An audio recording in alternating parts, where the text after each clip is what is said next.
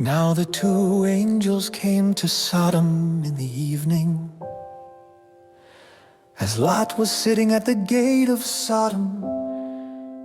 When Lot saw them, he stood up to meet them, and bowed down with his face to the ground. And he said, "Now behold, my lords, please turn aside into your servant's house, and spend the night, and wash your feet. Then you may rise early and go on your way."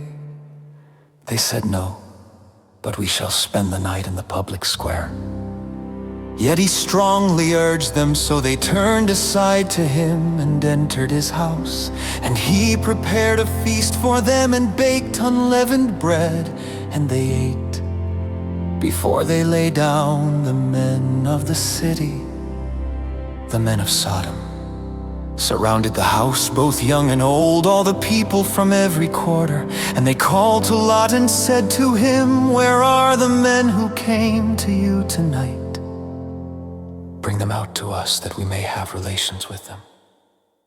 But Lot went out to them at the doorway, and shut the door behind him, and said, "Please, my brothers, do not act wickedly.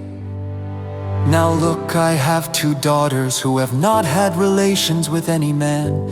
Please let me bring them out to you, and do to them whatever you like. Only do not do anything to these men, because they have come under the shelter of my roof." But they said, "Get out of the way." They also said, "This one came in as a foreigner, and already he is acting like a judge. Now we will treat you worse than them." So they pressed hard against Lot, and moved forward to break the door. But the men reached out their hands and brought Lot into the house with them, and shut the door. Then they struck the men who were at the doorway of the house with blindness, from the small to the great, so that they became weary of trying to find the doorway. Then the two men said to Lot, "Whom else do you have here? A son-in-law, and your sons and daughters, and whomever you have in the city, bring them out of the place, for we are about to destroy this place, because their outcry has become so great before the Lord, that the Lord has sent us to destroy it." So Lot went out and spoke to his sons-in-law, who were to marry his daughters, and said, "Up, get out of this place, for the Lord is destroying the city." But he appeared to his sons-in-law to be joking. When morning dawned, the angels urged Lot, saying, "Up, take your wife and your two daughters who are here, or you will be swept away in the punishment of the city."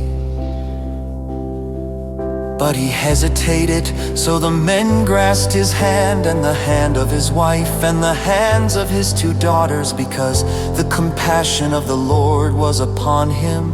And they brought him out and put him outside the city. When they had brought them outside, one said, "Escape for your life. Do not look behind you, and do not stay anywhere in the surrounding area. Escape to the mountains, or you will be swept away." But Lot said to them, "Oh no, my lords, now behold, your servant has found favor in your sight, and you have magnified your compassion, which you have shown me by saving my life. But I cannot escape to the mountains, for the disaster will overtake me, and I will die. Now behold, this town is near enough to flee to, and it is small. Please, let me escape there. Is it not small, so that my life may be saved?" And he said to him, "Behold, I grant you this request also, not to overthrow the town of which you have spoken. Hurry, escape there, for I cannot do anything until you arrive there. Therefore the town was named Zor. The sun had risen over the earth when Lot came to Zor. Then the Lord rained brimstone and fire on Sodom and Gomorrah from the Lord out of heaven, and he overthrew those cities and all the surrounding area, and all the inhabitants of the cities, and what grew on the ground. But Lot's wife from behind him looked back, and she became a pillar of salt. Now Abraham got up early in the morning and went to the place where he had stood before the Lord.